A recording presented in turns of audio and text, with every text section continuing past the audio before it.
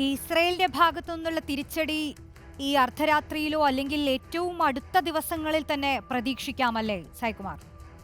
തീർച്ചയായും, കാരണം അത്രമേൽ വലിയൊരു ക്ഷീണമാണ്. ഇതിപ്പോൾ വലിയ പരിക്കുകളോ നാശനഷ്ടമോ ഉണ്ടായിട്ടില്ല എന്ന് ഇസ്രയേൽ പറയുമ്പോഴും അവരെ സംബന്ധിച്ച് ഒരു നാണക്കേട് തന്നെയാണ് ഇപ്പോൾ ഇറാന്റെ ഭാഗത്ത് നിന്നുണ്ടായിട്ടുള്ള ഈ ഒരു അറ്റാക്ക്. അതുകൊണ്ടാണ് ഇങ്ങനെയൊരു തിരിച്ചടി ഉണ്ടാകും, ഒരു മിസൈൽ ആക്രമണം എന്നുള്ള മുന്നറിയിപ്പ് വന്നപ്പോൾ തന്നെ ഏതെങ്കിലും വിധേന ഒരു ഭീഷണിയുടെ സ്വരം ആദ്യഘട്ടം മുതൽ ഇസ്രയേലിന്റെ ഭാഗത്ത് നിന്ന് വന്നത്. അതുകൊണ്ടാണ് ഏതെങ്കിലും തരത്തിൽ ഒരു അറ്റാക്ക് ഉണ്ടായാൽ അതിനെ തങ്ങൾ നേരിടും എന്നും കനത്ത തിരിച്ചടി ഉണ്ടാകും എന്നുള്ളത്. ഇപ്പോൾ വാഷിങ്ടൺ DC അവരുടെ ബ്രീഫിംഗ് നടക്കുകയാണ്. എന്താണ് ഇക്കാര്യത്തിൽ ഇനി അമേരിക്ക ചെയ്യാൻ പോകുന്നത് എന്ന് പറയുകയാണ്.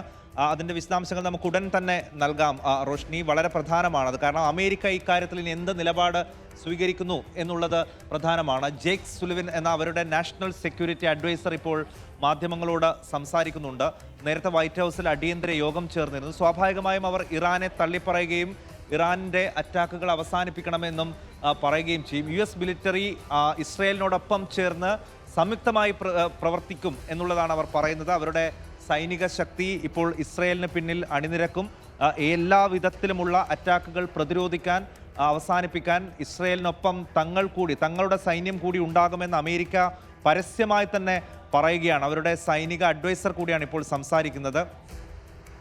ഇപ്പോൾ ഏതെങ്കിലും തരത്തിൽ അവിടെ ഒരു മരണസംഖ്യ ഉണ്ടായോ എന്ന് തങ്ങൾക്ക് അറിയില്ല, വിവരങ്ങൾ കിട്ടിയിട്ടില്ല എന്നാണ് നാഷണൽ സെക്യൂരിറ്റി അഡ്വൈസർ പറയുന്നത്. നാശനഷ്ടങ്ങളുടെ കണക്ക് ഇപ്പോൾ തങ്ങൾക്കറിയില്ല.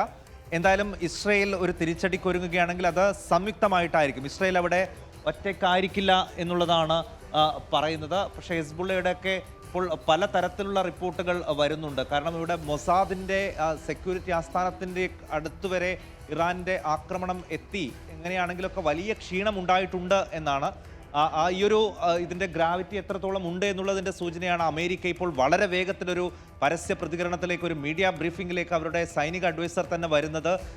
കാര്യങ്ങൾ അത്രമേൽ ഗൗരവമുള്ളതാണ് എന്നുള്ളത്. എന്തായാലും ഹിസ്ബുള്ള മേധാവികളുടെ വധത്തിന്, അവർക്കുണ്ടായിട്ടുള്ള ക്ഷീണത്തിനുള്ള ഒരു തിരിച്ചടിയാണ് ഇറാന്റെ ഭാഗത്ത് നിന്നുണ്ടായത് എന്ന് ഇറാൻ സമ്മതിക്കുകയും ചെയ്യുന്നുണ്ട്. ഇപ്പോൾ എല്ലാ തരത്തിലും ഇസ്രയേലിന് ഏതെങ്കിലും തരത്തിലുള്ള ഒരു പിന്തുണ വേണമെങ്കിൽ അത് സംയുക്തമായി തന്നെ തങ്ങളുടെ ഭാഗത്ത് നിന്ന് ആ പിന്തുണ ഉണ്ടാകും എന്നാണ് ഇപ്പോൾ അമേരിക്ക പറയുന്നത്. അവരുടെ സെക്യൂരിറ്റി അഡ്വൈസർ ഇപ്പോൾ മാധ്യമങ്ങളോട് സംസാരിക്കുകയുമാണ്. സ്വാഭാവികമായിട്ടും ഇനി ഏതെങ്കിലും തരത്തിലുള്ള ഒരു മറുപടിയിലേക്ക് ഇസ്രയേൽ പോവുകയാണെങ്കിൽ അത് അമേരിക്കയുടെ കൂടി പിന്തുണയോടെ കൂടിയായിരിക്കും. ഇന്നുണ്ടായാലും ഉണ്ടായ ഈ ഒരു ആക്രമണത്തെ വലിയൊരു വിജയമായി തന്നെയാണ് ഇറാൻ അവകാശപ്പെടുന്നത്. ഏകദേശം 180 മിസൈലുകൾ അവർ വർഷിച്ചു എന്ന് ഇസ്രയേൽ പറയുന്നു. അതിനേക്കാൾ കൂടുതൽ മിസൈലുകൾ വർഷിച്ചു എന്ന് ഇറാൻ അവകാശപ്പെടുന്നു. തങ്ങൾ ഉദ്ദേശിച്ച പോലെ തന്നെ ഏകദേശം 80% വിജയകരമായി ഈ ഒരു അറ്റാക്ക് പൂർത്തീകരിക്കാൻ തങ്ങൾക്ക് കഴിഞ്ഞു എന്നാണ് ഇറാൻ അവകാശപ്പെടുന്നത്. ഇറാനെ അഭിനന്ദിച്ച് ഗസയിൽ ആഹ്ലാദ പ്രകടനം നടക്കുന്നു.